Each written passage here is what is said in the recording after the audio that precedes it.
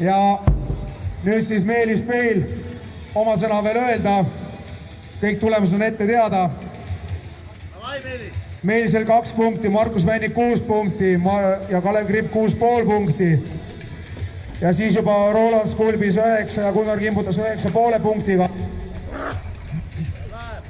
Gunnar siit natukene tõusis, sellepärast et ta tegi Roland siis paremini.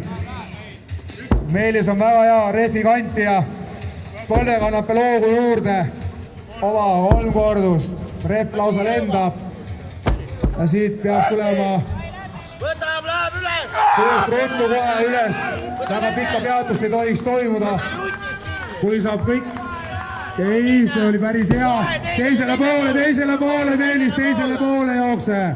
Ei tohi võistlust kinni joosta võistluse käigus. Kohe jutis kinni seal! Ta jutis kinni!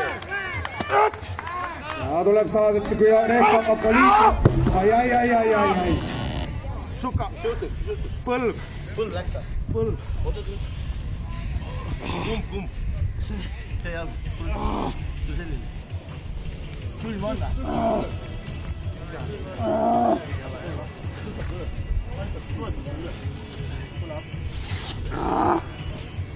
Tule siia.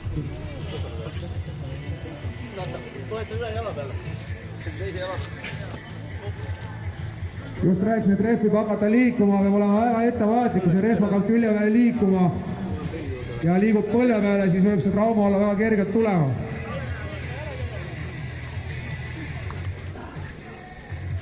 Hulgu otsist, kui võtas. Ära ringist kinni.